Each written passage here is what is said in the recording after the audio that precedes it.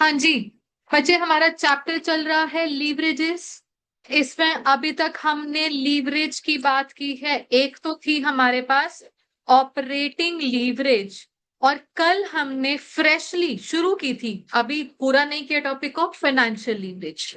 Operating leverage की definition, formula नहीं पूछ रही हूं, डेफिनेशन। डेफिनेशन हाँ जी, बताओ बताओ, हिंदी में बता दो। हाँ जी।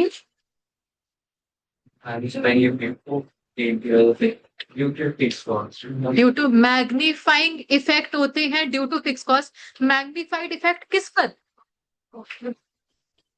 प्रॉफिट नहीं बोलना, ईबीआईटी। अच्छा, ये इफेक्ट किस चीज का, किस वजह से, what is the trigger? Sales. So basically, it is the firm's ability to use fixed operating cost in such a way so as to magnify impact of changes in sale on EBIT। तो उसी हिसाब से इसका percentage change वाला formula.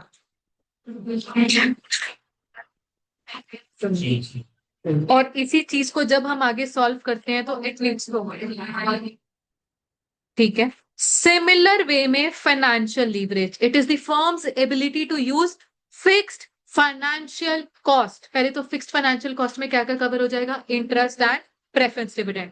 So usage of fixed financial cost in such a way so as to magnify the impact of, क्या change, पहले क्या change होगा? ईबीआईटी, जिसका इम्पैक्ट आएगा किस पर? ईपीएस पर। तो सिर्फ ईबीआईटी के बदलने की वजह से ईपीएस कैसे इंपैक्ट हो रहा है, वो फाइनेंशियल लीवरेज बताएगी जी। और इसी को आगे सॉल्व करते करते फॉर्मूला क्या बन जाता है?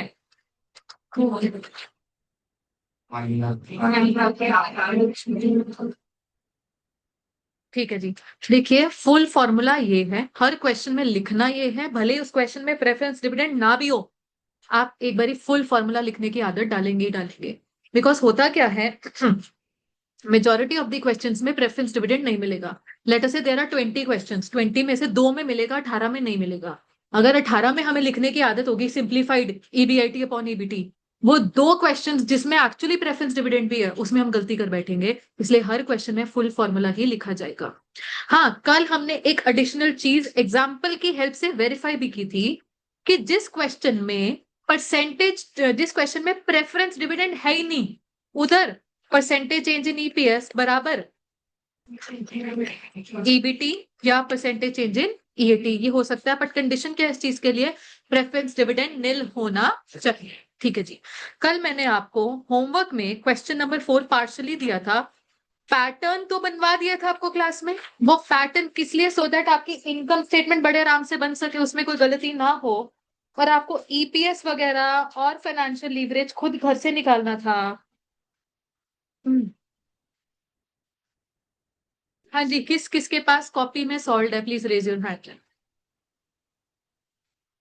Keep your hands raised, keep your hands raised. पक्का? कॉपी चेक कर सकते हैं कभी? ठीक है जी, लोअर योर हैंड्स। आप बोल रहे थे मैम कोई नहीं करके आएगा, पूरा बैच करके आया हो। जब मर्जी कराओ। हम बचपन में ना 11वीं 12वीं का ट्यूशन होमवर्क स्कूल की बस में बैठ के करते थे, करते तो थे, जैसे मर्जी करके पहुंचते तो थे। एनीवे, क्वेश्चन नंबर 4 में देयर वर 4 प्लान्स।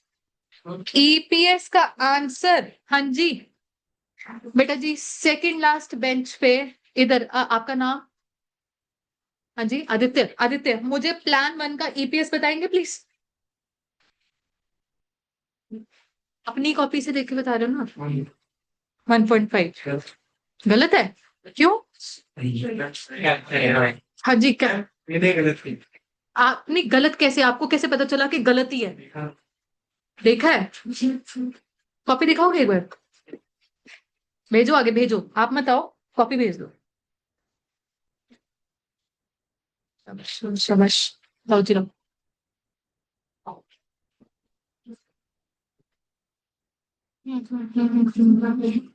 कहाँ है? कहाँ है? 1.5 मुझे क्यों नहीं दिख रहा कहीं पे भी? नहीं है ना? हाँ जी। नहीं, बट आपने 1.5 बोला कैसे? वही तो ना, मतलब आपने नहीं किया, फिर आपका हैंड रेस क्यों था आदित्य पीछे? नहीं नहीं, बात वो नहीं है, 1.5 कहने से पहले आपका हैंड रेस था, वो भी ऐसे ऐसे ऐसे होके ऐसे हुआ था। हाँ। नहीं बेटा जी, होमवर्क करने बहुत बहुत जरूरी है, अब आपको जगह छोड़नी पड़ जाएगी, आपका काम बन गया पेंडिंग आदित्य। ओके। हाँ जी, वैसे 1.5 इज दी करेक्ट आंसर। ठीक है। ओके। प्लान टू में कौन कौन कौन कौन कौन कौन? मनस्वी के जो साइड में बैठे हैं, आपका नाम बेटा? हाँ जी। रिद्धिमा। रिद्धिमा, आप बताओगे? EPS. EPS. EPS is 1.61। 1.61? Financial, नहीं नहीं नहीं नहीं, फाइनेंशियल लीवरेज नहीं चाहिए, ठीक है जी। लास्ट में, लास्ट बेंच पर इधर कॉर्नर पे कौन है, आपका नाम बेटा? पूजा। पूजा बताओगे प्लान 3 में? आपने तो कल क्लास लगाई नहीं थी, बैकअप देखा था? होमवर्क किया? आपके साथ और भी थे जो गए थे आपके साथ? आपने किया होमवर्क? होमवर्क आपने किया? बताओगे प्लान 3? ईपीएस 1.72। आपका नाम? गौरव। ठीक है जी, ठीक है ठीक है। ओके ओके ओके, इधर बच्चे, आपका नाम? लविशा। लविशा, प्लान 4 का ईपीएस 1.71। हाँ जी, ईपीएस सबके पास मैच हो रहा है जिन्होंने भी किया हुआ है? ओके। पूजा, आपका भी तो हैंड रेस था। तो हैंड तो रेस था। गलत हो गया ना, झूठ नहीं बोलना। ऑनेस्टी रखो थोड़ी सी। मैंने कुछ कह दिया आपको? फिर मैं कहती हूँ मेरी शक्ल डरावनी है, मैं डरावनी नहीं हूँ। चलो, फाइनेंशियल लीवरेज अब सारे बच्चे कोरस में बताएंगे। प्लान 1 का, प्लान 2 का, ठीक है, प्लान 3 का, प्लान 4 का। क्या आपने प्लान 4 में प्रॉपर फॉर्मूला लगाया? एक बार मुझे फाइनेंशियल लीवरेज की वर्किंग्स बताओगे? वैसे फॉर्मूला क्या था? ईडीआई, ईबीआईटी कितना था? ईबीटी कितना था? प्रेफरेंस डिविडेंड कितना था? कितना? 80। और टैक्स रेट कितना था? तो ये चीज सॉल्व होकर 30,000 बन रही थी। तो मेरे पास 4 लाख अपॉन 3,70,000, हेंस आंसर आ रहा था 1.08। ठीक है जी। ना, क्वेश्चन तो खत्म हो गया, इसने पूछा नहीं कि विच प्लान इज रिकमेंडेड। मान लो ये पूछ लेता, क्या जवाब देते? कौन सा प्लान? 1 बाय 1? क्यों? क्यों भाई? Why plan 1? Plan C, why plan C? On what basis? EPS highest है। सीधी सी बात है। यहां पर ना देखो, जब भी डिसीजन लेने होते हैं, बचपन में भी पढ़ते थे, there is something called risk and reward balance. ठीक है। अब प्लान 1 में क्या है? लीस्ट रिस्क है, इनफैक्ट रिस्क ही नहीं है, लीवरेज ही नहीं है, लीवरेज 1 है, मतलब अनलीवर्ड है जी, ये कोई रिस्क ही नहीं लिया हमने। हेंस अकॉर्डिंगली ईपीएस भी हमको लीस्ट दिखाई दे रहा है।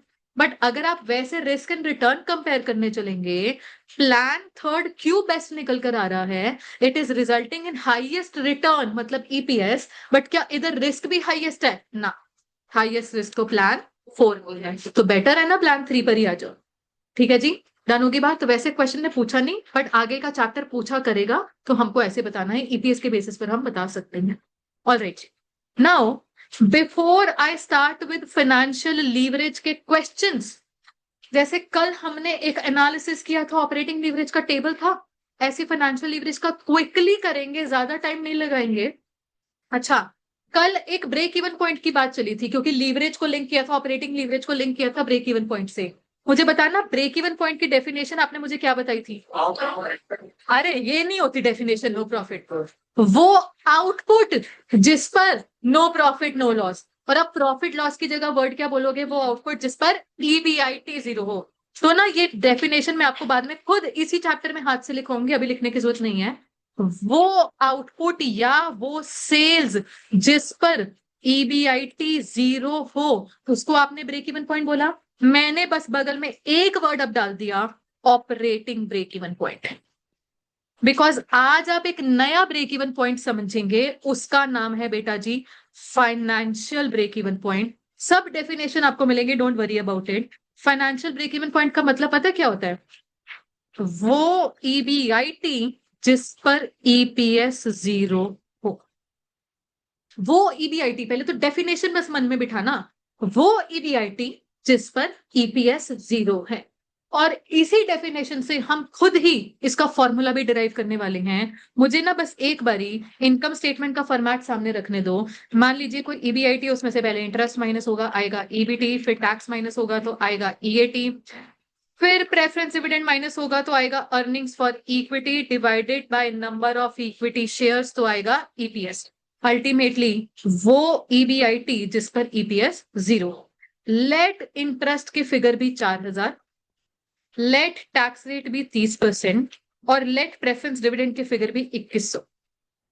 ठीक है जी। अब मुझे ईपीएस जीरो करवाना है, मतलब अर्निंग्स फॉर इक्विटी भी जीरो हो। अब प्रेफरेंस डिविडेंड तो 2100 का देना है, मतलब अर्निंग्स आफ्टर टैक्सेस 2100 हो। अगर अर्निंग आफ्टर टैक्सेस 2100 है तो बिफोर टैक्सेस कितनी होगी? ये तो करना आता है। डिवाइडेड बाय 1 माइनस टी कर दिया। किसी भी पोस्ट टैक्स फिगर को प्री टैक्स पर लेकर जाना है तो divided by 1 minus T bracket. ठीक है जी, 3000 आ गया।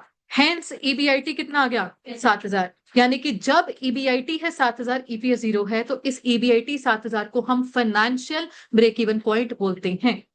अब ब्रेक इवन पॉइंट का क्या मतलब होता है? बिफोर ब्रेक इवन पॉइंट आपने बचपन में सुना है लॉसेस होते हैं, और after break even point profits होते हैं। अब इसको इस कॉन्टेक्स्ट में समझो।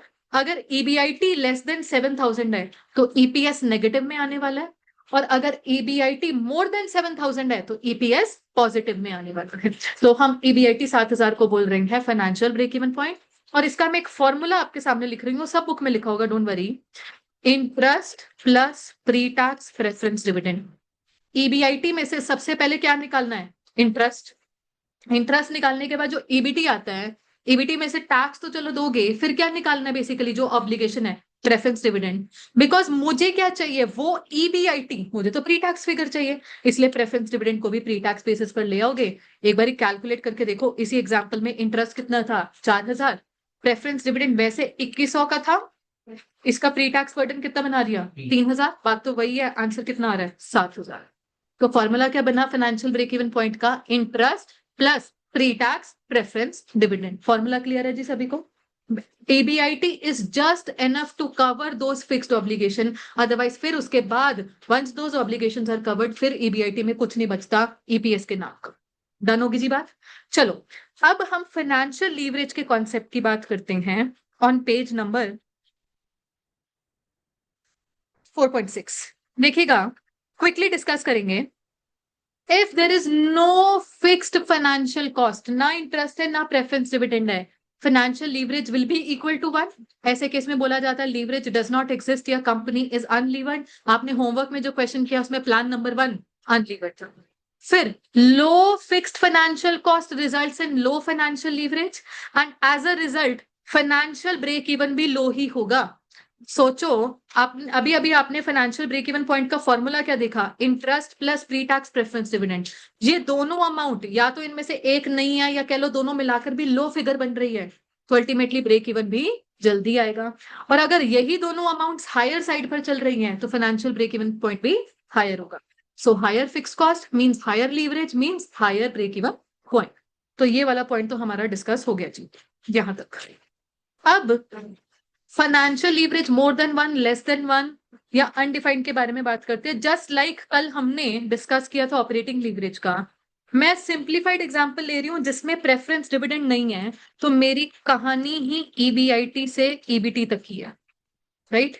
तो ऐसे में सिंप्लीफाई करके फाइनेंशियल लीवरेज का फॉर्मूला क्या बन गया? ये मान लीजिए इंटरेस्ट 4000 है, now EBIT is more than that, तो ईबीटी आ गया 3000।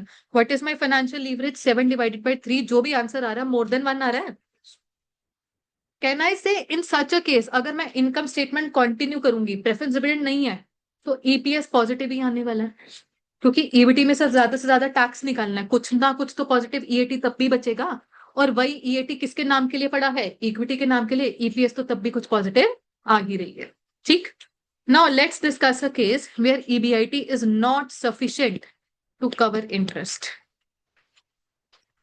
ईबीटी नेगेटिव हो गया, ईबीटी अगर नेगेटिव हो गया तो फाइनेंशियल लीवरेज कितनी आ रही है, -3, मतलब लेस देन 1 है, less than 1।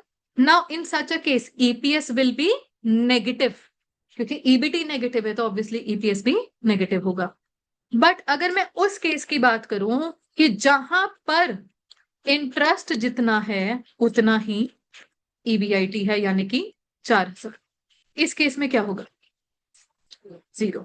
In such case financial leverage will be undefined और ईपीएस तो 0 हो ही जाएगा।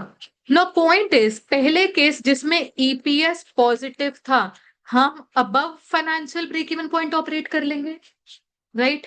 दूसरे केस जिसमें ईपीएस नेगेटिव था उसमें हम below financial break even point operate करेंगे, और जहां पर एग्जैक्टली 0 हो ईपीएस तो exactly at break even point.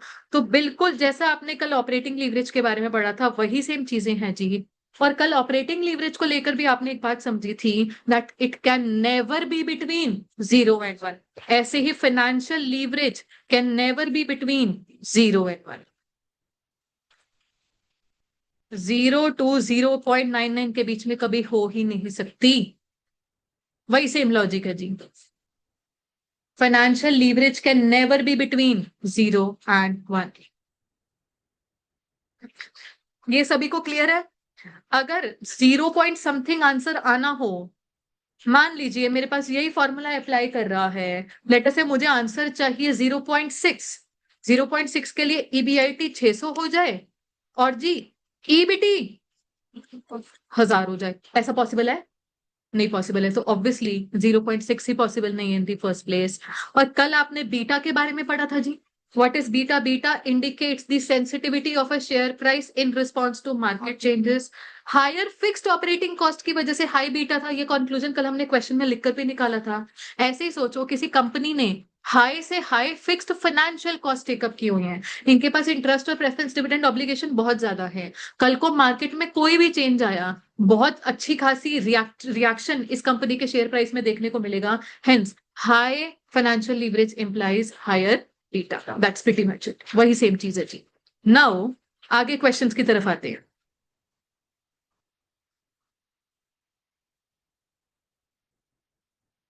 हाँ जी, क्वेश्चन नंबर पहले हम टेकअप करेंगे बच्चे, question number 5। Question number 5 please.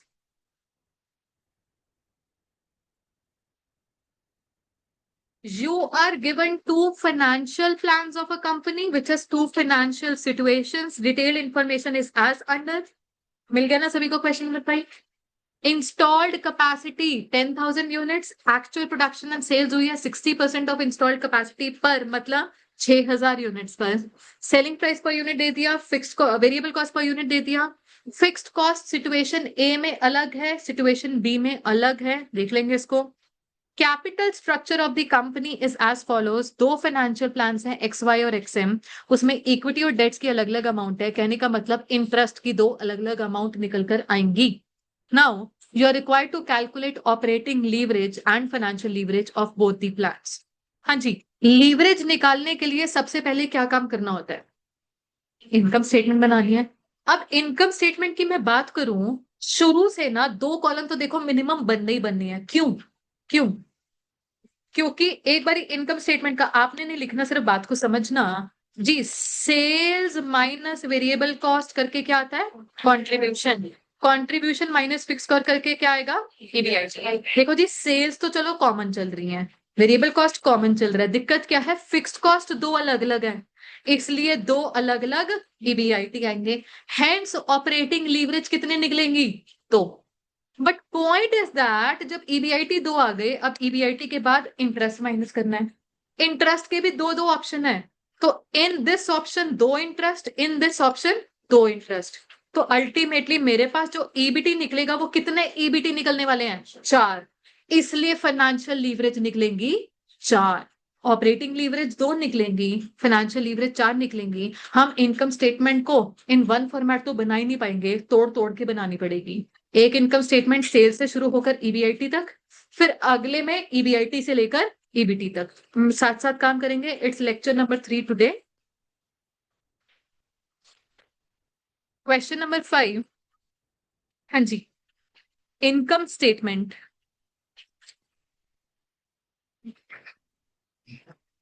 Particulars.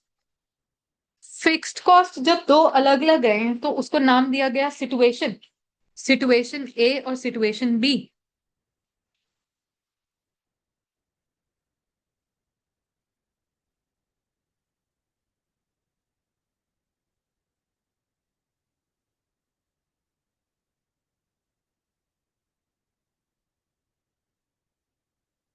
Sales 6,000 units है जी, इंटू 30, तो सेल वैल्यू तो हमारे पास आ गई 1,80,000 minus variable cost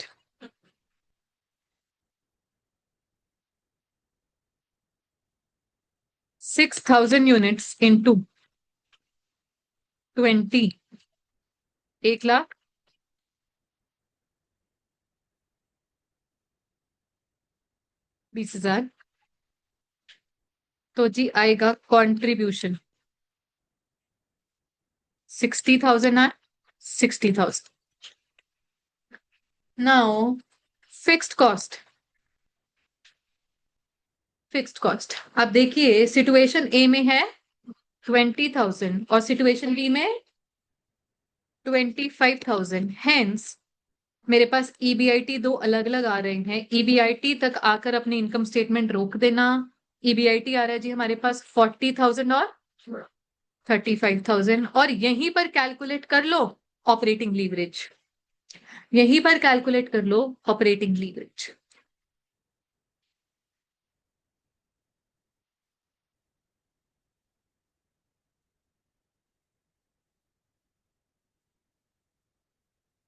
contribution upon EBIT,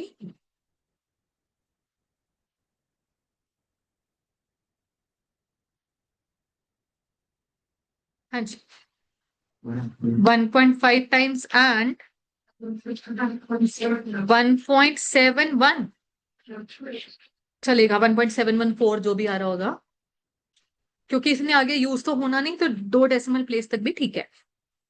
now heading डाल दो calculation of financial leverage, heading डाल दो कैलकुलेशन ऑफ फाइनेंशियल लीवरेज। हाँ जी। अब इधर ना 4 कॉलम्स बनेंगे। 4 कॉलम्स कैसे, पहले तो 2 ब्रॉड कॉलम, सिचुएशन ए, फिर उसमें आगे 2 सब कॉलम, प्लान एक्स वाई,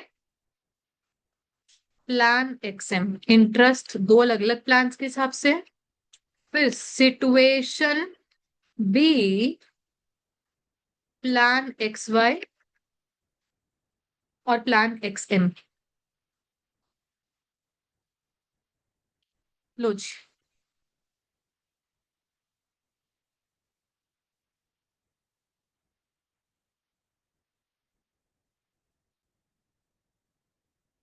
ठीक है। अच्छा, ये इनकम स्टेटमेंट कहां से शुरू होगी, ईबीआईटी से। फिर यहां पर माइनस करेंगे इंटरेस्ट तो आएगा जी ईबीटी। पॉइंट इज इस क्वेश्चन में आप ईबीटी के बियॉन्ड बढ़ नहीं पाओगे, चाह के भी नहीं बढ़ पाओगे। क्यों? टैक्स रेट ही नहीं है। बाय द वे, अगर प्रेफरेंस डिविडेंड होता तो प्लान्स बता देते। जब प्रेफरेंस डिविडेंड है ही नहीं तो मेरे लिए फाइनेंशियल लीवरेज का फॉर्मूला क्या बन जाएगा, ईबीआईटी अपॉन ईबीटी, वो मेरे सामने आ जाएगी, जरूरत ही नहीं आगे बढ़ाने की। ठीक, चलो जी। सिचुएशन ए के हिसाब से ईबीआईटी कितना था सिचुएशन ए में, 40,000, और सिचुएशन बी के हिसाब से 35,000। फिर very carefully plan X Y ने इंटरेस्ट कितना बोला, 12%, 40,000, 4,800। यहां पर भी 4,800, और प्लान एक्सएम ने 1,200। चलो जी, बच्चे ये आपकी कैलकुलेशन है, आप करो, मुझे बताने की जरूरत नहीं है। आप ईबीटी निकाल लो और उसके बाद फाइनेंशियल लीवरेज सब रेडी रख लो, फिर डिस्कस करेंगे एक साथ। लिखने को फाइनेंशियल लीवरेज का पूरा पूरा प्रॉपर फॉर्मूला लिख देना।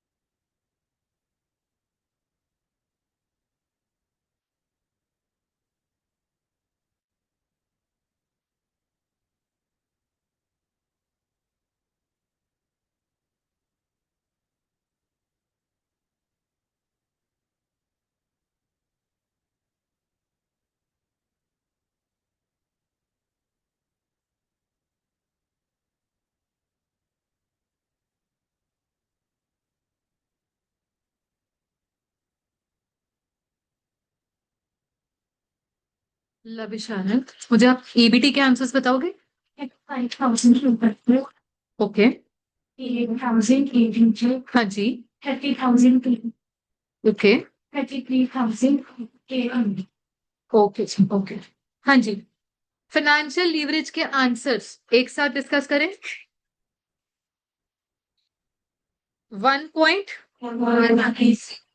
1.136 या 1.14 भी बोल सकते हो। नेक्स्ट। नेक्स्ट।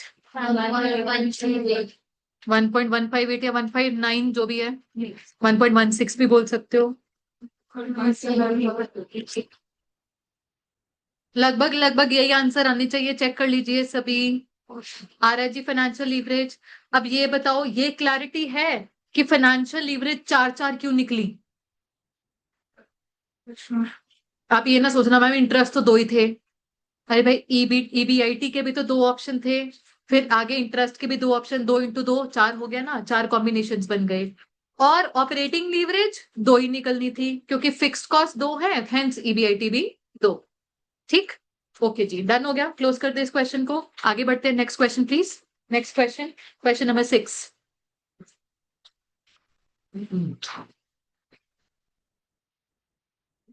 हाँ जी।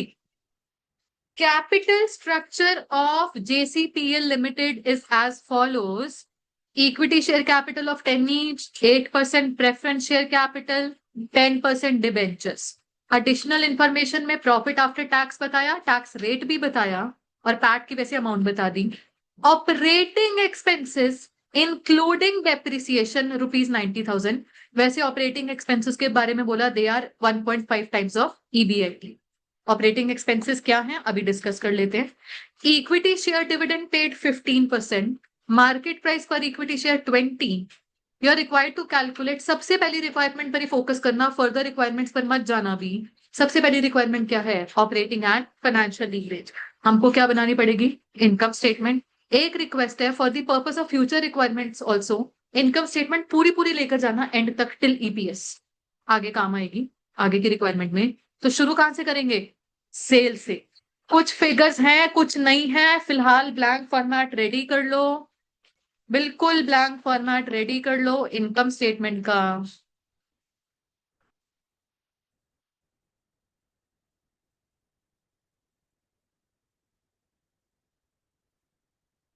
सेल्स माइनस वेरिएबल कॉस्ट,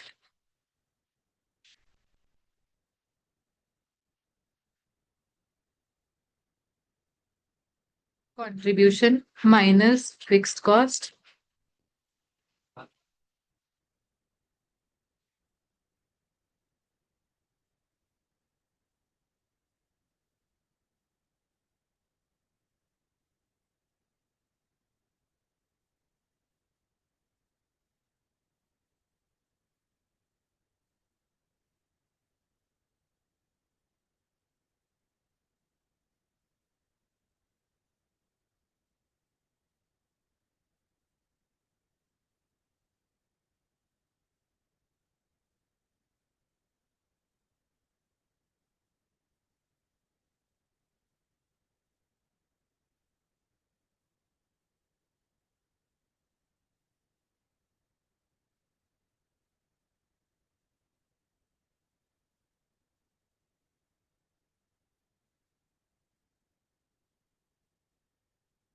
हाँ जी। अब जो जो चीजें हमें समझ में आएंगी ना, हम स्टेटमेंट में फिट करेंगे, बिल्कुल सीक्वेंस के हिसाब से चलते हैं बच्चे।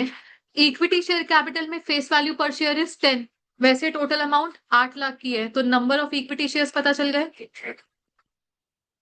80,000। अच्छा जी, प्रेफरेंस शेयर कैपिटल गिवन है तो डिविडेंड आ जाएगा 6,25,000 पर 8% कितना, 50,000। डिबेंचर्स पर इंटरेस्ट आ जाएगा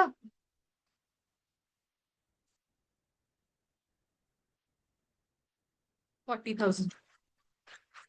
ये तो हमें पता चल गया। फिर प्रॉफिट आफ्टर टैक्स गिवन है ईएटी 1,82,000, और टैक्स रेट 30% बताया था। तो हमें टैक्स की अमाउंट और ईबीटी की अमाउंट भी पता चल जाएगी। देखो, 1,82,000 अगर 30% टैक्स के बाद है, कैन आई से 1,82,000 70% को रिप्रेजेंट कर रहा है, हेंस 260 आ गया। तो ये आ गया जी 78,000 टैक्स। अच्छा जी, यू कैन कंटिन्यू। ईएटी है, प्रेफरेंस डिविडेंड है, तो अर्निंग्स फॉर इक्विटी आ गया 1,32,000, और ईपीएस तो आपके पास आ ही जाएगा। ईपीएस कितना आ रहा है, 1.65। बताइए सबसे पहले lower portion of the income statement, EBT onwards complete हो गई। अब ईबीटी के अपवर्ड सॉल्व कर लेते हैं। हाँ जी, ईबीटी में इंटरेस्ट एड बैक किया तो ईबीआईटी कितना आ रहा है, 3 लाख। अब 3 लाख एंड अबव वाली कहानी थोड़ी सोचनी पड़ेगी, ध्यान से देखो बेटा। ईबीआईटी का एक और नाम क्या है, ऑपरेटिंग प्रॉफिट या ऑपरेटिंग इनकम। एक बार ध्यान से सुनना, there is one word called operating cost. Operating cost का मतलब ही वही है कि सेल्स में से सारे ऑपरेटिंग कॉस्ट हटा दो तो ऑपरेटिंग प्रॉफिट बच जाता है। मतलब ईबीआईटी कैलकुलेशन में जो खर्चे माइनस होते हैं मेरे इनकम स्टेटमेंट के हिसाब से, क्या क्या, वेरिएबल कॉस्ट और फिक्स्ड ऑपरेटिंग कॉस्ट, दोनों मिलाकर ऑपरेटिंग कॉस्ट बन जाएगा। अब इसके बारे में क्वेश्चन ने आपको कुछ जानकारी दी है बेटा जी। क्या, दैट ऑपरेटिंग एक्सपेंसेस जिसमें डेप्रिसिएशन इंक्लूडेड है, वैसे those are 1.5 times of EBIT. Do I have EBIT figure with me? Yes. तो आप क्या करेंगे, इनकम स्टेटमेंट के बाद एक छोटे से वर्किंग नोट में जाएंगे और आप लिखेंगे ऑपरेटिंग एक्सपेंस, या तो कॉस्ट वर्ड यूज कर लो या एक्सपेंस वर्ड यूज कर लो, इधर फर्क नहीं पड़ेगा। 1.5 टाइम्स ऑफ ईबीआईटी है। ईबीआईटी मेरे पास कितना था, 3 लाख का, तो ये कितना आ गया, 4,50,000। बट मैं 4,50,000 से मेरा मतलब नहीं है, मुझे इसकी अब बाइफर्केशन चाहिए भाई, कितना वेरिएबल और कितना फिक्स्ड। इन्होंने ब्रैकेट में कोई चीज बोली है, डेप्रिसिएशन कितनी, 90,000। we will have to assume that depreciation is the only fixed cost। ठीक है, depreciation fixed है जी, तो लिखो assuming depreciation of rupees 90,000 is the only fixed cost, comma variable cost कितनी आ गई,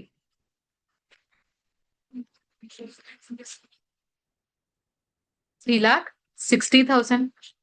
अब आपके पास फिक्स्ड कॉस्ट है, अब आपके पास वेरिएबल कॉस्ट है जी। कंप्लीट करो इनकम स्टेटमेंट, सेल वैल्यू निकाल लो और लीवरेज के आंसर निकाल लो।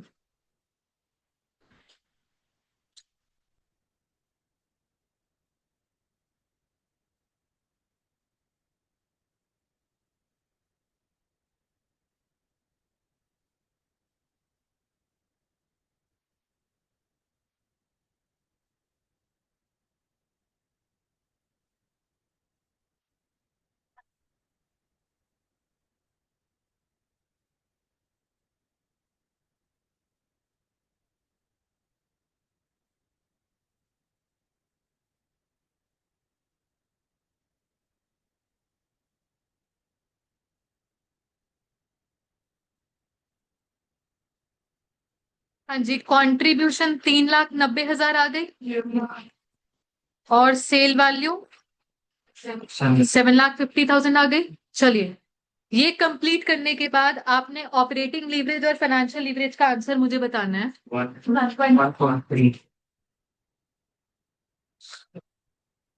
और 1.6 वैसे क्या आ रहा था कैलकुलेट?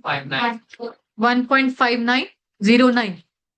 1.559 ही रख लो या तो, मतलब 2 डेसिमल प्लेस तक तो लेकर ही जाएंगे, वो चीज है। एक तक नहीं लेकर जाना, 2 डेसिमल प्लेस मिनिमम।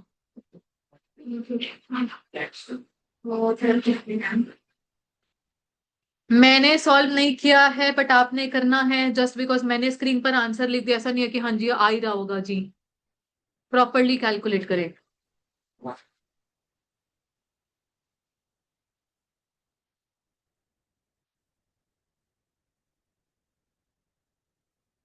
आ रहे आंसर?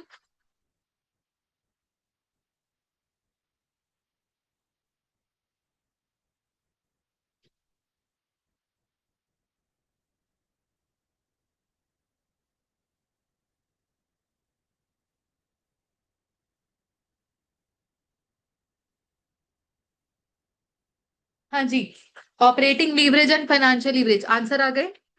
ओके, देखिए इस चैप्टर में कुछ कुछ रिक्वायरमेंट्स ना ऐसी होती हैं जो कि आपसे उससे कुछ रेशियोज मांगेंगी ना। रेशियो एनालिसिस हमारे पास बकायदा प्रॉपर चैप्टर है, तो वन सिलेबस इज डन, आपको रेशियोज में कोई दिक्कत नहीं आएगी। वैसे कुछ कुछ रेशियोज आपने बचपन में भी पढ़ी होगी, इतना तो था, 12वीं क्लास में रेशियो एनालिसिस नाम का चैप्टर था। ठीक है, तो अभी डोंट वरी, जब तक हम ये चैप्टर कर रहे हैं मेरा ही फर्ज है आपको रेशियोज बताना। क्या पूछिए नेक्स्ट रिक्वायरमेंट, बढ़ जाए नेक्स्ट रिक्वायरमेंट की तरफ। आगे ना सभी के पास आंसर? आगे आंसर एनीवन जिसके पास ऑपरेटिंग और फाइनेंशियल लीवरेज का आंसर नहीं है प्लीज बताएं, विदाउट हेजिटेशन, रुक सकते हैं, मुझे कोई जल्दबाजी नहीं है।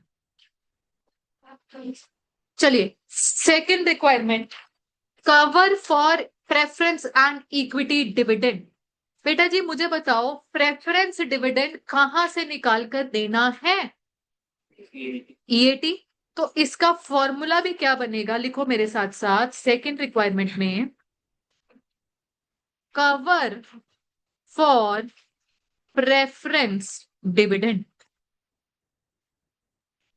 प्रेफरेंस डिविडेंड आपने निकाल कर देना है अर्निंग्स आफ्टर टैक्सेस में से, तो वो न्यूमरेटर में रखो और डिनोमिनेटर में रखो प्रेफरेंस डिविडेंड। हाँ जी जी, अर्निंग आफ्टर टैक्सेस कितनी है बेटा जी? 1,82,000। प्रेफरेंस डिविडेंड कितना है जी? 50,000। तो ये कितना आ गया? 3.64 टाइम्स। टाइम्स को हम हिंदी में गुना बोलते हैं, टाइम्स का मतलब है, हाँ जी। नहीं, मैंने न्यूमरेटर भी तो आफ्टर टैक्सेस ही लिया। सिंपली प्रेफरेंस डिविडेंड जब देने की बारी आती है, रेशो का क्या नाम है? Cover. How good the coverage is, हम बोलेंगे आर ईएटी इज 3.64 टाइम्स जो मुझे पे करना है, so there is a sufficient coverage, good coverage. ठीक, ऐसे ही अगली रेशो आप लोग फॉर्मूला बनाकर बताओगे, कवर फॉर इक्विटी डिविडेंड। जी डिनोमिनेटर में क्या आएगा? Equity dividend. अब इक्विटी डिविडेंड आपको कहां से निकाल कर देना है? अर्निंग्स फॉर इक्विटी, वही ईएटी माइनस प्रेफरेंस डिविडेंड, एक ही बात है। अर्निंग्स फॉर इक्विटी, हाँ जी जी, अर्निंग्स फॉर इक्विटी कितनी है? 1,32,000। क्वेश्चन ने आपको बताया है इक्विटी डिविडेंड कितना पे किया है। एडिशनल इंफॉर्मेशन में चेक करना, 15%। 15% किस चीज का? फेस वैल्यू 8 लाख, यानी कि दैट इज 1/20। तो हेंस 1.1 टाइम्स, 1.1 टाइम्स। डन होगी जी दोनों ratios, cover for preference dividend, cover for equity. Simply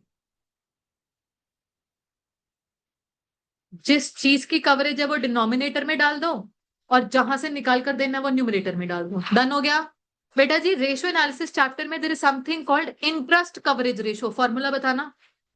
interest coverage ratio, interest कहां से निकाल के देना है? ईबीआईटी से। तो ईबीआईटी अपॉन इंटरेस्ट, सिंपल। जहां से निकाल के देना वो न्यूमरेटर में डाल दो, जो देना है वो डिनोमिनेटर में डाल दो। ईबीआईटी अपॉन इंटरेस्ट, क्लियर है ये? ओके, नाउ सब रेशियो एनालिसिस चैप्टर में मिलेगा, don't worry about it. Third requirement आपसे पूछा गया है अर्निंग यील्ड और प्राइस अर्निंग रेशो। सबसे पहले अर्निंग यील्ड रेशो की बात करते हैं। अर्निंग यील्ड रेशो, बेटा जी जो ये यील्ड वर्ड होता है ना, ये हमेशा point of view of investor से होता है। इस सब्जेक्ट में यील्ड वर्ड बहुत आने वाला है। सिंपली यील्ड का लेमन सेंस में मीनिंग भी क्या है? The return generated.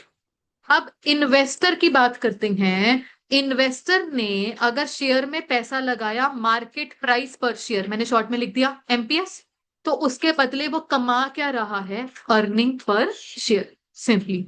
तो अर्निंग यील्ड का क्या मतलब है? नॉर्मली रिटर्न आप कैसे निकालते हो? डिनोमिनेटर में रखते हो कितना पैसा लगाया, कितना इन्वेस्ट किया, अपॉन न्यूमरेटर में कितना कमा लिया। रिटर्न परसेंटेज है जी, रिटर्न परसेंटेज है, रिटर्न ऑन इन्वेस्टमेंट जिसे आप बोलते हो, रिटर्न अपॉन इन्वेस्टमेंट।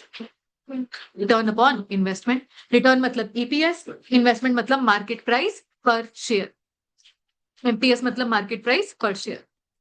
हाँ जी, ईपीएस आपने ऊपर निकाला हुआ है कितना, और मार्केट प्राइस पर शेयर 20। बताइए ये कितना आ गया?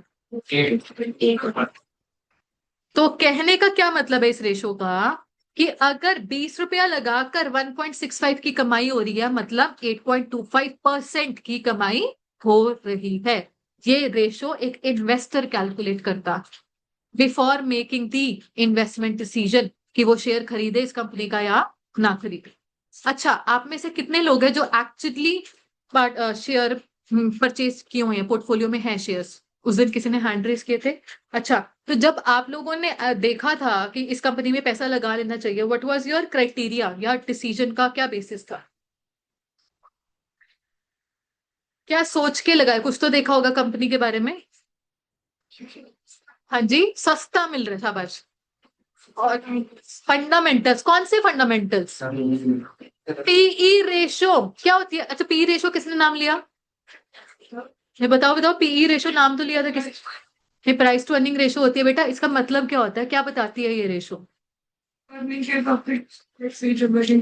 के हिसाब से उसका प्राइस सही चल रहा है कि नहीं चल रहा, यही होती है। बिल्कुल, देखो, एक तो नाम क्या है? प्राइस अर्निंग्स रेशो, और नाम में ही इसका फॉर्मूला है। प्राइस मतलब मार्केट प्राइस पर शेयर, अर्निंग मतलब earning per share, price by earnings. ठीक है, फॉर्मूला तो ये है। और आप एक वैल्यू भी निकाल ही लोगे। एमपीएस कितना था? 20। ईपीएस कितना है? 1.65। आंसर तो कुछ आ ही जाएगा। चलो, 12 पॉइंट, 12.12, एक दो एक दो चलता जा रहा है क्या? ठीक है। आप ये भी देखना, ये अर्निंग यील्ड रेशो का रेसिप्रोकल भी है।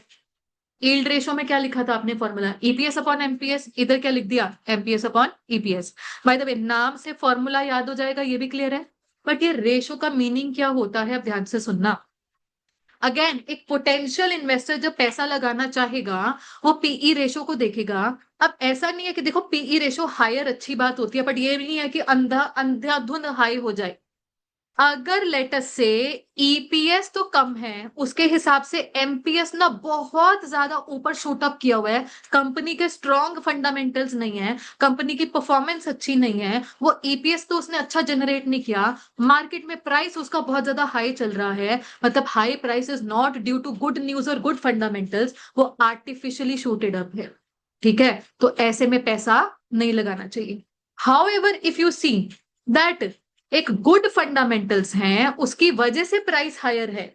Actually company is also very good company, अपने अपने जो उनकी रिपोर्ट्स आती हैं, एनुअल रिपोर्ट्स आती है, उसके हिसाब से भी। या इसने एक फ्यूचर में अच्छा एक प्रोजेक्ट टेकअप करना है, कंफर्म न्यूज आ गई कि अच्छा इधर पैसा लिए लगाने वाले हैं, उसकी वजह से प्राइस अब चला गया, फिर तो हम बोलते हैं higher PE ratio is preferred. Higher PE ratio देखिए, पैसा लगा दिया, वैल्यूएशन अच्छी चल रही है। So this ratio is an indicator of whether the valuation is a genuine valuation going on in the market or no. Let us say, अभी ना सभी जगह, लेट अस से पहले की बात कर रही हूं मैं, तकरीबन आज से 1 साल पहले बबल बना हुआ था हर चीज का। अब वो बबल फूटे हैं धीरे धीरे across last few months, 8 months और 10 मंथ्स और सो, सभी का बबल फूटा है वो। तो पॉइंट इस बबल का क्या मतलब होता है, कि सभी चीजों के भाव बढ़ते जा रहे हैं, बढ़ते जा रहे हैं, बढ़ते जा रहे हैं, परफॉर्मेंसेज वाइज कुछ स्ट्रांग है नहीं है कुछ कुछ कंपनीज। सो पॉइंट इज, अगर किन सभी के भाव बढ़ते जा रहे हैं, एमपीएस बढ़ता जा रहा है, एमपीएस का बढ़ना मतलब पीई रेशो का भी बढ़ना। तो yes, we always look for good PE ratio, but हर कंपनी के केस में good PE ratio is also not, also does not mean कि अच्छा पैसा लगा दो। गुड पीई रेशो के पीछे की कहानी भी देख लो। क्या ये गुड पीई रेशो वाकई ही गुड रीजंस की वजह से है, या आर्टिफिशियली वैल्यूएशन इस टाइम पर हाई चल रही है, एसेट बबल बना हुआ है, बबल बना हुआ है तो कभी ना कभी फूटेगा। तो पीई रेशो को देखकर भी हमको आइडिया लगा लेना चाहिए weather company should be invested into और नॉट। ठीक। खैर, इसके बारे में ज्यादा बातचीत होगी रेशो एनालिसिस चैप्टर में या फ्यूचर चैप्टर्स में। फिलहाल मतलब था एक रेशो निकालने से, फॉर्मूला सभी को क्लियर हो गया जी, MPS upon EPS. Right. Last requirement, net fund flow. बेटा जी, फंड फ्लो स्टेटमेंट नाम की चीज ना बीकॉम में किसी सब्जेक्ट में है, ठीक है, होगी शायद, आपको मिल भी जाएगी। कैश फ्लो तो होता ही होता है, फंड फ्लो सीए इंटर के सिलेबस में भी बहुत पुराने जमाने में था। अभी के लिए पीछे नहीं पड़ना, फंड फ्लो का मीनिंग क्या है, आप इसका मतलब कैश फ्लो से ही लगा लो। मैं आपसे इतना पूछती हूँ कि कंपनी के पास कितना कैश बचा, मुझे निकाल के बताओ रुपी फिगर, बस कैश बता दो मेरे को। कैश, कंपनी के पास कितना कैश बच रहा है, सारी न्यूमेरिकल फिगर आपके सामने है उसमें।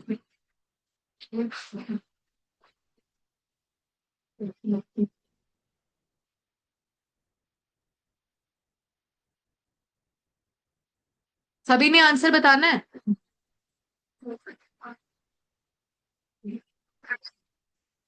हाँ जी, एक फिगर आई है जी सामने, 12,000। और कोई आंसर? 1 लाख, 2,000। और कोई आंसर? 1 लाख दो सामने स्क्रीन पर है जी। और वैरायटी दे दो थोड़ी सी।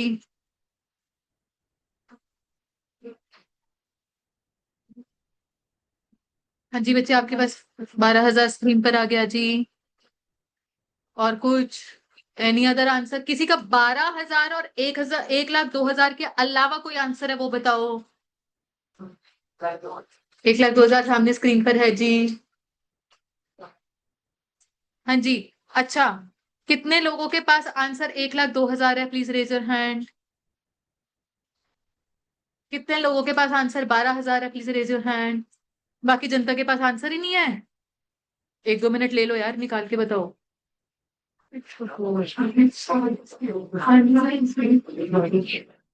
बातें करने के लिए नहीं बोला।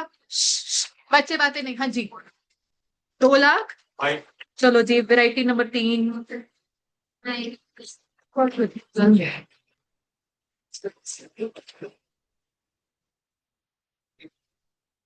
1 लाख तो आ चुका है। ओके जी, कोई और आंसर? सभी के पास कुछ ना कुछ, सिंपली कैश कितना बचता है कंपनी के पास ये बताना है। चलो अब मैं दोबारा से पूछ रही हूँ, 1,02,000 किसके पास आंसर है? मैं दोबारा से पूछ रही हूँ, 12,000 किसके पास आंसर है? फिर बाकी जनता के पास आंसर क्या है? शाबाश, कुछ नहीं, सब खत्म कर दिया। कमाल कर रहे हो यार। चलो, करेक्ट आंसर इज 1,02,000। देखिएगा, आपने इनकम स्टेटमेंट बनाई, शुरू से लेकर एंड तक, पहले तो बताओ सारी चीजें कैश आइटम्स थी? नहीं, फिक्स्ड कॉस्ट एक ऐसी चीज थी जो कि नॉन कैश आइटम थी। तो अगर तो मैंने बेसिस पकड़ा इस चीज को, अर्निंग्स फॉर इक्विटी को, कितनी है अर्निंग्स फॉर इक्विटी? 1,32। इसमें मुझे एड बैक करना पड़ेगा 90,000। बट पॉइंट इज क्या, मेरी कहानी अर्निंग्स फॉर इक्विटी पर खत्म हो गई थी। हमने इक्विटी डिविडेंड भी तो दिया था, कितना? 1,20,000 का। Hence your answer is 1,02,000। लिख लेंगे अब इसको प्रॉपरली। जिन्होंने मुझे 12,000 आंसर बताया वो 90,000 ऐड करना भूल गए थे। जिन्होंने आंसर मुझे 2,22,000 बताया वो इक्विटी डिविडेंड माइनस करना भूल गए थे। तो वैसे आंसर है 1,02,000। उन्होंने ऐसे गिव अप करके बोल दिया zero. Obviously zero is not the answer. Zero तो गिव अप वाला आंसर है, मैम आप ही बता दो, हम थक चुके हैं। अदरवाइज अगर किसी का जीरो कोई कैलकुलेशन से आंसर है तो वो भी बताओ, मोस्ट वेलकम, डिस्कस कर लेंगे। हाँ जी। So we started with earnings for equity rupee value 1,32,000। इसमें से एड बैक कर दो इसमें डेप्रिसिएशन 90,000, और 1,32,000 में से इक्विटी डिविडेंड भी तो उठा कर दिया था 1,20,000 का। Hence net fund flow is 1,02,000। लीजिए, क्वेश्चन खत्म। क्वेश्चन खत्म।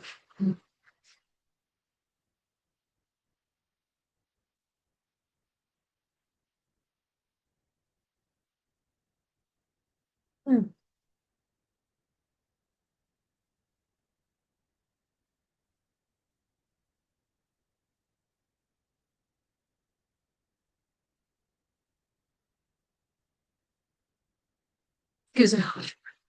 हाँ जी, डन है। आगे बढ़ते हैं, next question please, question number 7। बच्चे, लीवरेजेस के कई बार ऐसे क्वेश्चन भी आते हैं, इनकम स्टेटमेंट बनाने का लीवरेज गिवन है, उसकी हेल्प से इनकम स्टेटमेंट कंप्लीट करो। एक बार क्वेश्चन नंबर 7 देखो मेरे साथ साथ। क्वेश्चन नंबर 7 देखिए मेरे साथ साथ, question number 7। From the following financial data of company A and company B, prepare their income statements। दोनों में डिटेल्स है, variable cost, fixed cost, interest expenses, financial leverage एक की गिवन है, ऑपरेटिंग लीवरेज दूसरे की गिवन है, टैक्स रेट बता दिया और एक की सेल वैल्यू भी है। अल्टीमेटली रिक्वायरमेंट क्या है? Prepare income statement. तो एक काम करो, आप इनकम स्टेटमेंट का ब्लैंक फॉर्मेट तैयार कर लो, उसी में कंपनी ए का कॉलम, उसी में कंपनी बी का कॉलम। और जब आप ब्लैंक ब्लैंक फॉर्मेट तैयार कर लोगे ना, ये भी देख लेना इस क्वेश्चन में प्रेफरेंस डिविडेंड नहीं मिलेगा। हाँ जी, लिखना है लिख लो, बट वैसे कह रही हूँ वो जीरो फिगर हो जाएगी। नहीं बनाना उसकी रो तो मत बनाओ, कोई दिक्कत नहीं है।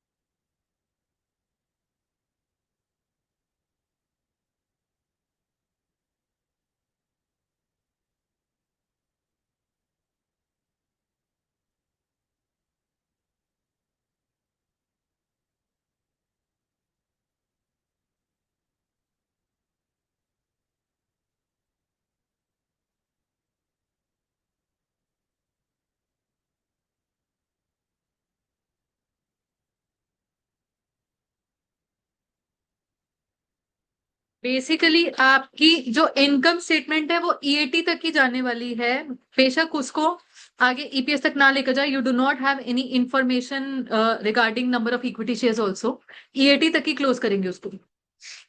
टैक्स रेट है तो ईएटी तो आ ही सकता है। अब जो जो इंफॉर्मेशन अवेलेबल है वो यहां पर फिल इन कर दो।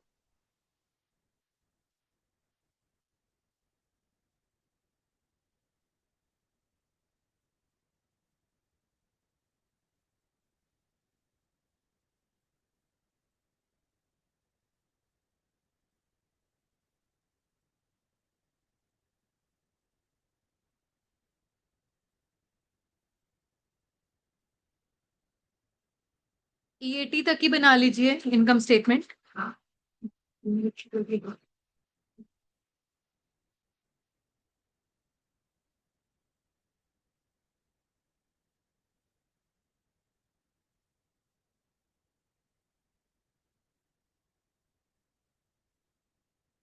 हाँ जी, जो जो इंफॉर्मेशन अवेलेबल है फिट इन कर ली। ओके। ज्यादा से ज्यादा कंपनी बी की कंट्रीब्यूशन भी आ जाएगी 42,000, चेक करना। Okay, now what is the information that we are yet to use? जो लिवरेज इज गिवन है, कंपनी ए के केस में फाइनेंशियल लीवरेज गिवन है, आइए इसका यूज करते हैं in working note number 1। Company a financial leverage का फॉर्मूला रखिए, ईबीआईटी। एक बार के लिए तो पूरा पूरा फॉर्मूला लिख लिया करो, EBT minus pre tax preference dividend. हर क्वेश्चन में एक बार के लिए तो पूरा पूरा फॉर्मूला लिखोगे, वो अलग बात है, इस क्वेश्चन में प्रेफरेंस डिविडेंड है नहीं, ठीक है। नाउ बच्चे ध्यान से देखिए, फाइनेंशियल लीवरेज 5 टाइम्स गिवन है, ईबीआईटी फिगर अवेलेबल है, यस और नो? ईबीआईटी गिवन है नहीं है, तो ईबीआईटी को एज ईबीआईटी लिख लो। मेरे पास डिनोमिनेटर में क्या बचता है, ईबीटी, ये भी नहीं है, but can I write EBT as EBIT minus interest? Agree with this? मेरे पास इंटरेस्ट है जी,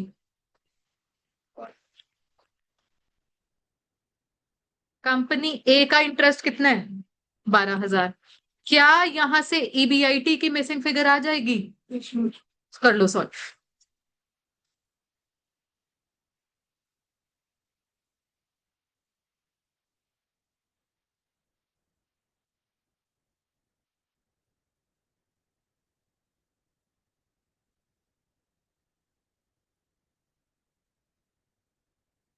ईबीआईटी आ रहा है बच्चे 15,000।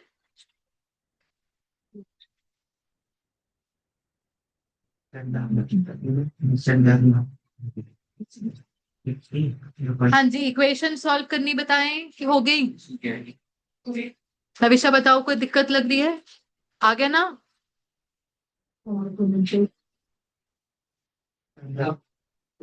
ईबीआईटी 15,000 अगर आ गया तो क्या कंपनी ए की इनकम स्टेटमेंट कंप्लीट होती हुई दिखाई दे रही है? ईबीटी 3,000 आ गया, ये 900, और ईएटी आ गया 2,100। EBIT and upwards 35,000, 35 plus 56, 91,000। लीजिए जी, कंपनी ए की तो इनकम स्टेटमेंट कंप्लीट हो चुकी है। किसी को यहां पर कोई दिक्कत, कोई परेशानी हो तो बताओ।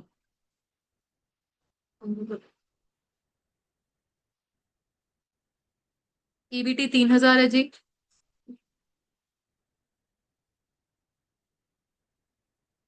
क्या आप सिमिलर वे में कंपनी बी के लिए कोई वर्किंग नोट बना सकते हैं जिससे कुछ फिगर आउट हो जाए? उसकी क्या गिवन है, ऑपरेटिंग लीवरेज, क्या निकल कर आ जाएगा वहां से भी? ईबीआईटी। बना लो वर्किंग नोट नंबर 2। 10 5। उधर तो लंबा चौड़ा वर्किंग नोट बनता भी नहीं है।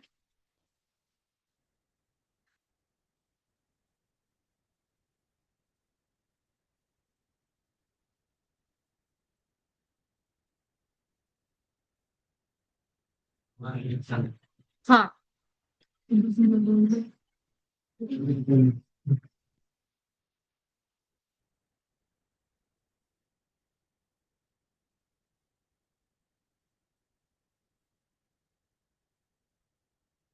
हाँ जी, कंपनी बी का ईबीआईटी आ गया 10,500, hence fixed cost as balancing figure आ रही है।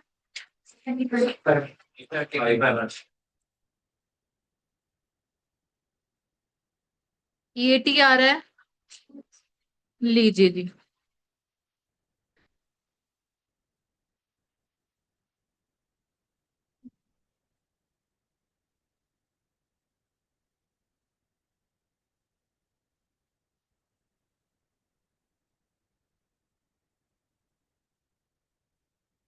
हाँ जी, डन।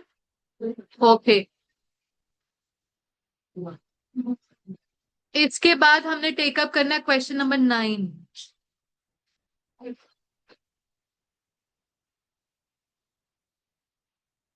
Question number 9 please.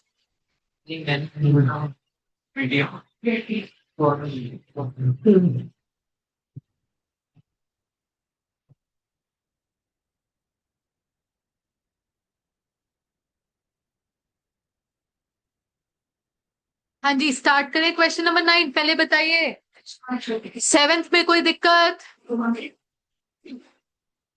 बच्चे ध्यान से सुनिए, कभी ऐसा होता है ना कि किसी को एक डाउट आ रहा है तो अपने आसपास वालों से पूछ लेते हैं, चलो पूछ लो, बट ये भी थोड़ा सा एक्नॉलेज कर दो, पहचानो कि मुझे भी आता है, मुझसे भी पूछ सकते हो। रादर आपको ये गारंटी नहीं होगी साथ वाला मुझे सही बता रहा है कि नहीं बता रहा। ठीक है, तो अगर कोई डाउट है, रादर देन कि आपस में एक दूसरे से सलाह मशवरा कर रहे हो, उसने भी गलत कर दिया आप भी गलत कर जाओगे, इससे बेटर है टाइम लो, मुझसे पूछ लो। मैं कोई यहाँ पर मना थोड़ी ना कर रही हूँ, आराम आराम से चलेंगे, मुझे कोई जल्दबाजी थोड़ी ना है। जहां पर रोकना है रोक देना। चलिए जी, स्टार्ट करें। Question number 9। From the following information prepare income statement of company A and B. एक बार देखना, सबसे पहले क्या बोल दिया, margin of safety, operating leverage का रेसिप्रोकल है। तो अगर मार्जिन ऑफ सेफ्टी है 0.2, तो ऑपरेटिंग लीवरेज क्या है, 1//0.2 यानी कि 5। और कंपनी बी में 4। ठीक है, एक तो ये चीज हो जाएगी। इंटरेस्ट की फिगर दे दी बच्चे। प्रॉफिट वॉल्यूम रेशो कल ही कॉस्ट अकाउंटिंग में पढ़ा था। पीवी रेशो, पीवी रेशो की डेफिनेशन ही उसका फॉर्मूला है कंट्रीब्यूशन सेल्स का कितना परसेंट है। तो फॉर्मूला क्या बन गया, कंट्रीब्यूशन बाय सेल्स इनटू 100। ठीक है जी। फिर फाइनेंशियल लीवरेज दे दिया और टैक्स रेट दे दिया। तो अगेन आप लोग फिर से बनाओ एक ब्लैंक फॉर्मेट, कंपनी ए कंपनी बी, सेल्स से लेकर ईएटी तक बनाइए जी, बनाइए, फिर मैं सॉल्व करवा दूंगी। सेल्स से लेकर ईएटी तक ब्लैंक फॉर्मेट बनाइए।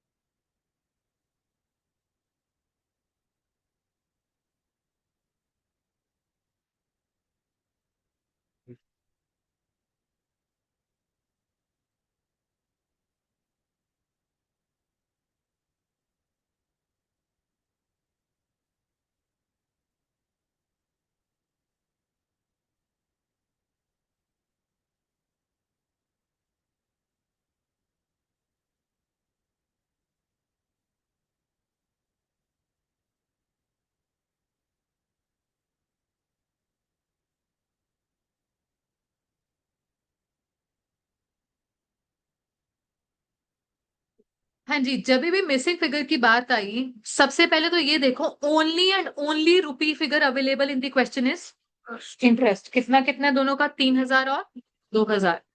तो आप ये सोचो कि इंटरेस्ट से रिलेटेड कोई रेशो या कोई लीवरेज का इस्तेमाल हो जाए, वो क्या है, फाइनेंशियल लीवरेज। तो सबसे पहला वर्किंग नोट बनेगा ही फाइनेंशियल लीवरेज का। आइए जी आइए, working note number 1, financial leverage का पहले तो बेसिक फॉर्मूला लिख लो, EBIT upon EBT minus preference dividend pre tax. वो अलग बात है, इस क्वेश्चन में भी प्रेफरेंस डिविडेंड नहीं है। अच्छा, ज्यादा से ज्यादा आप ईबीआईटी को लिख सकते हैं, सॉरी ईबीटी को लिख सकते हैं, ईबीआईटी माइनस इंटरेस्ट, क्योंकि हमारे पास ईबीआईटी की फिगर तो नहीं है, इंटरेस्ट की फिगर है। अब एक एक करके, कंपनी ए, कंपनी ए की फाइनेंशियल लीवरेज कितनी थी, 4, और इसके पास इंटरेस्ट कितना है, 3,000। अब सॉल्व कर लो।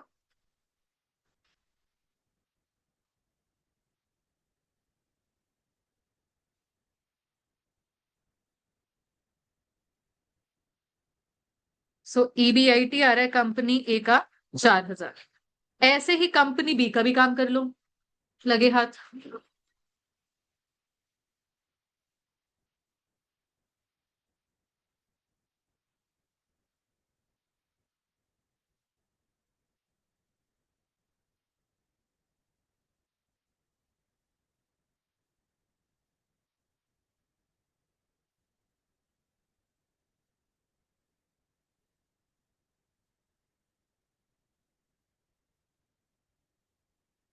3,000।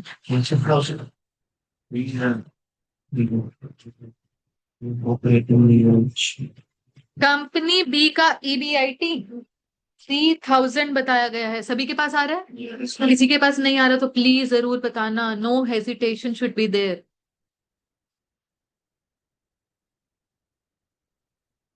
जब ईबीआईटी आ गए हैं तो एटलीस्ट ईएटी तक तो पहुंच ही सकते हैं। टैक्स रेट 45% है, तो दोनों का ईएटी 550। लो जी। Now what is the next suggestion involve? Operating leverage, और डायरेक्टली लगेगा वो तो लगा लो। ऑपरेटिंग लीवरेज का वर्किंग नोट बना लो for company A and company B, जिससे कि क्या निकल कर आने वाला है? कंट्रीब्यूशन।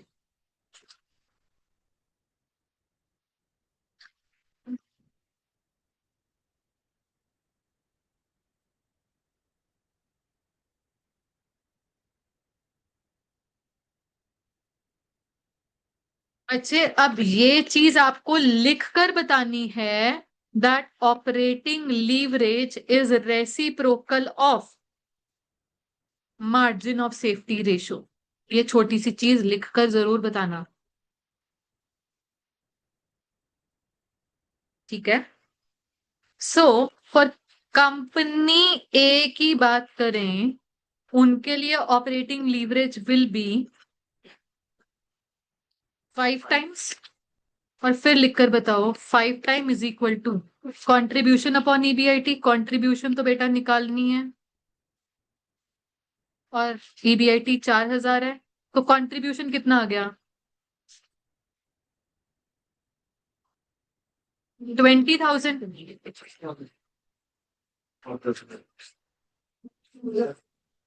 कंपनी ए की कंट्रीब्यूशन 20,000 आ रही है सभी के पास, यूजिंग ऑपरेटिंग लीवरेज।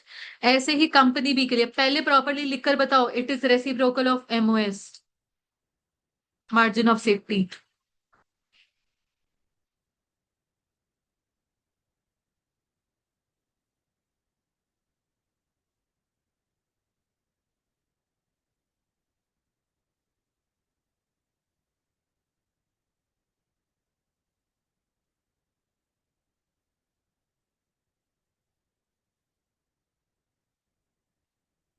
बता देते हैं। पहले मुझे कंट्रीब्यूशन बताओ कंपनी बी की। 12,000 है। अच्छा, fixed cost as balancing figure आ जाएगा।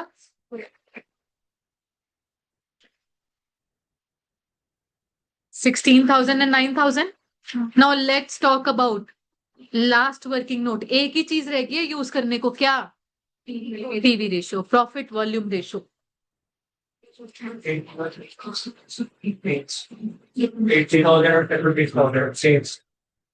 ठीक है, ठीक है।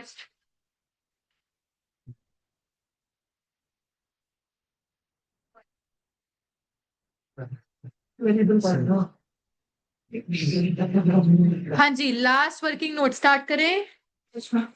प्रॉपरली प्रेजेंट करना है।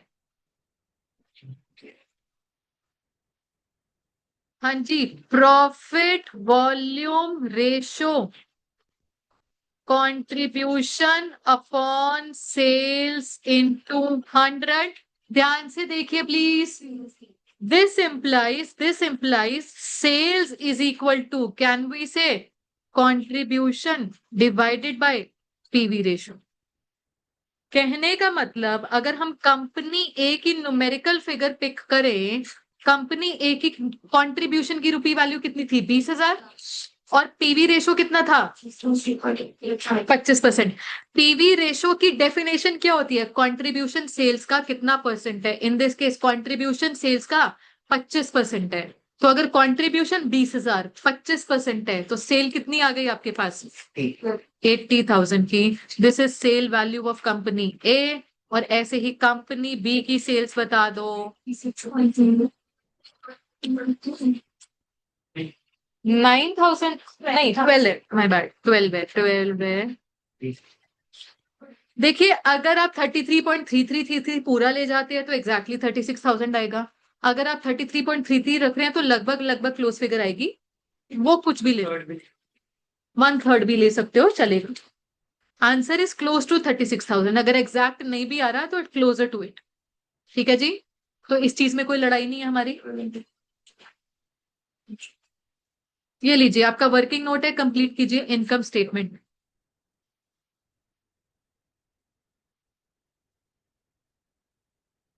हाँ जी, डन। ओके, तो सेल वैल्यू क्या क्या थी? 80,000 और 36,000, जिससे वेरिएबल कॉस्ट।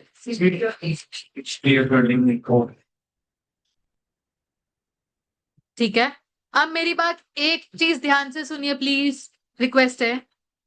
होमवर्क में क्वेश्चन जाएगा जरूर, क्वेश्चन नंबर 8, अभी छुट्टी नहीं हो रही है, एक और क्वेश्चन करेंगे हम।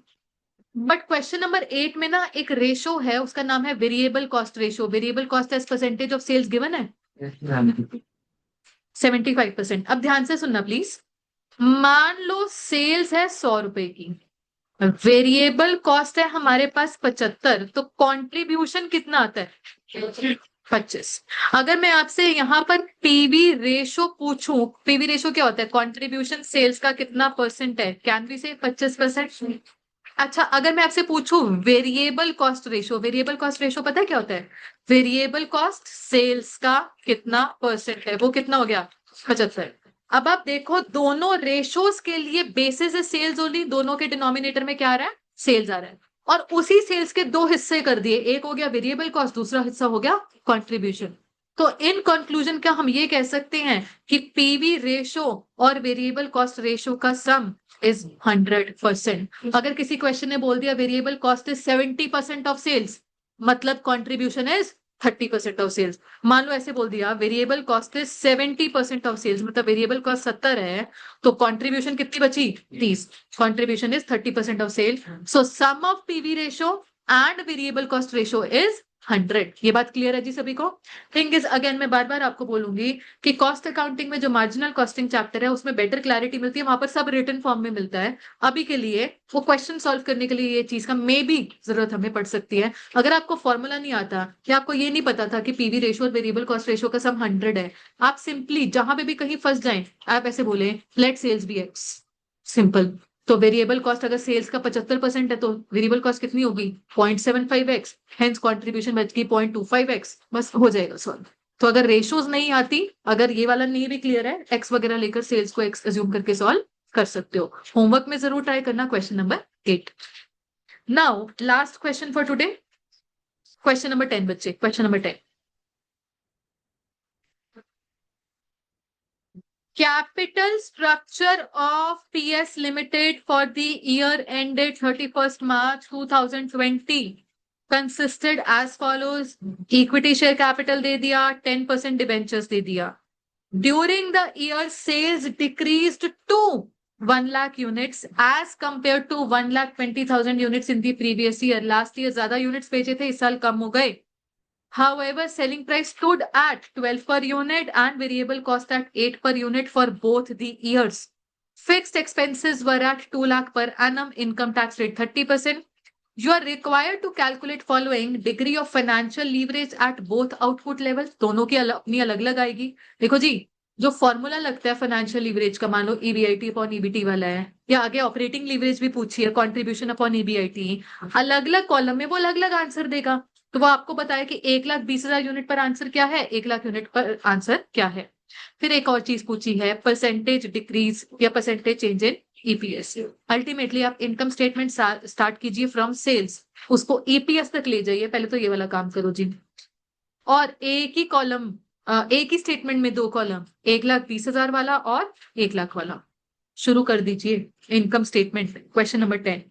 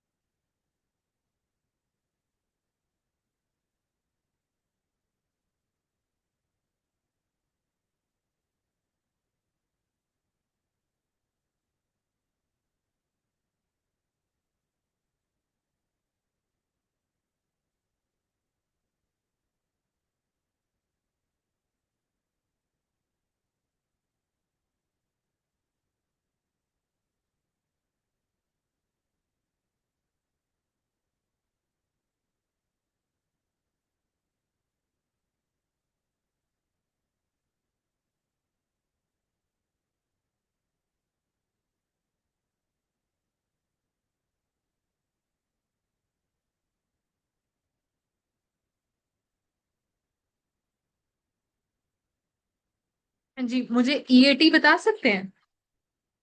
1,26,070,000। ठीक है।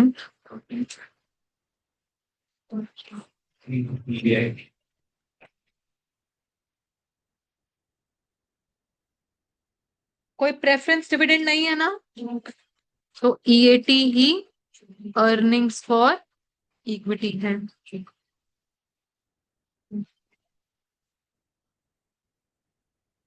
हाँ जी, नंबर ऑफ इक्विटी शेयर्स कितने हैं? 10,000। तो आपके पास ईपीएस आ जाएगा। हाँ जी, ईपीएस कितना कितना आ रहा है? 12.6 एंड 7। लीजिए, इनकम स्टेटमेंट कंप्लीट। ओके। अब क्वेश्चन ने फर्स्ट रिक्वायरमेंट में हमसे क्या पूछा है? फाइनेंशियल लीवरेज दोनों आउटपुट लेवल पर अलग अलग आने वाली है।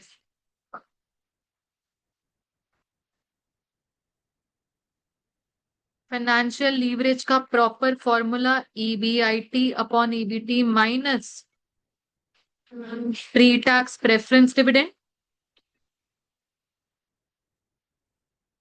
हाँ जी, सिंप्लीफाई करके ईबीआईटी अपॉन ईबीटी बच गया। ईबीआईटी है 280 और ईबीटी है 180। बचेगी, बताना कितनी आ रही है? 1.56 या 55 चलेगा। और दूसरी तरफ 2 times. Now next requirement please, operating leverage.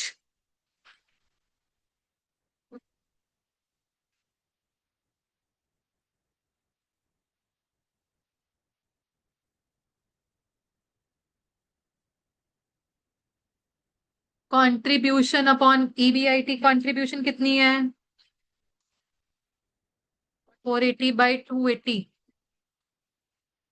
1.71।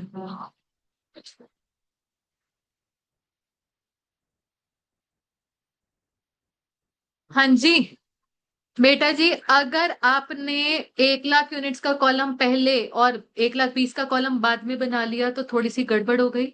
अगर मैं आपसे पूछूं व्हाट वाज ओरिजिनल जहां से चेंज आया 120, तो वो ओरिजिनल पहले बनना चाहिए था, लास्ट ईयर पहले बनना चाहिए था। ठीक है। नाउ अब वेरी केयरफुली, अब जिन बच्चों ने उल्टा काम कर भी लिया थोड़ा केयरफुली देखना। क्वेश्चन मुझसे क्या पूछ रहा है? Percentage change in EPS as compare to last year. मेरा ईपीएस इंक्रीज हुआ है या डिक्रीज हुआ है? डिक्रीज हुआ है। तो आप लिखो परसेंटेज डिक्रीज इन ईपीएस। बेटा जी, ओरिजिनल ईपीएस कितना था? 12.6। वहां से गिरकर 7 हो गया। कहां से गिरा? 12.6 से। So what is this percentage change? तो आपका जो ओरिजिनल बेसिस था ईपीएस का वो तो 12.6 था ना बेटा। केयरफुल रहना है। What is original column? ये तो थी क्वेश्चन की रिक्वायरमेंट। डन होगी? कॉपी अभी बंद नहीं होगी बेटा, 2 मिनट और लगेंगे, 2-3 मिनट और बस। फटाफट से कंप्लीट करो और ये बताओ कि ईपीएस गिरने का एक ही कारण है। क्या मेरा कोई सेलिंग प्राइस चेंज हो गया? क्या फिक्स कॉस्ट कोई चेंज हो गया? क्या इंटरेस्ट चेंज हो गया? सिर्फ और सिर्फ number of unit, number of units गिर गए यानी कि सेल्स गिर गई। सेल्स के गिरने की वजह से इंपैक्ट आ गया ईपीएस पर। अब थोड़ा हम एक्स्ट्रा सेवा भाव कर रहे हैं। मैं अगर आपसे पूछूं what is percentage decrease in sales, या तो आप यूनिट्स का कंपैरिजन कर लो या सेल वैल्यू का कर लो, कोई बात नहीं। या तो यूनिट्स का कर लो। 16.67%। महाराज जी 16.67%। अब सेल्स गिरी सिर्फ 16.67% से। ईपीएस पर देख रहे हो मैग्निफाइड इंपैक्ट। वो मैग्निफाइड इंपैक्ट आने के 2 कारण है, एक तो फिक्स्ड ऑपरेटिंग कॉस्ट और एक इंटरेस्ट। तो दोनों तरीके के फिक्स कॉस्ट की वजह से अल्टीमेट मैग्निफिकेशन ईपीएस को देखने को मिली। अब वो एक लीवरेज जो इस बात को डिस्कस करती है, ध्यान से सुनना बेटा जी, उसको हम बोलते हैं combined leverage. Combined leverage, combined leverage ये कहती है that due to percentage change in sales, अगर मेरे ईपीएस में कोई चेंज आ रहा है। No, percentage change in sales आपने मुझे बताया था 16.67, ईपीएस में कितना चेंज था? तो ये बताइए कितनी आ रही है? 2.66 टाइम्स, 2.66 टाइम्स, राइट। अच्छा, अभी हम इस 2.66 टाइम्स को वेरीफाई भी करेंगे।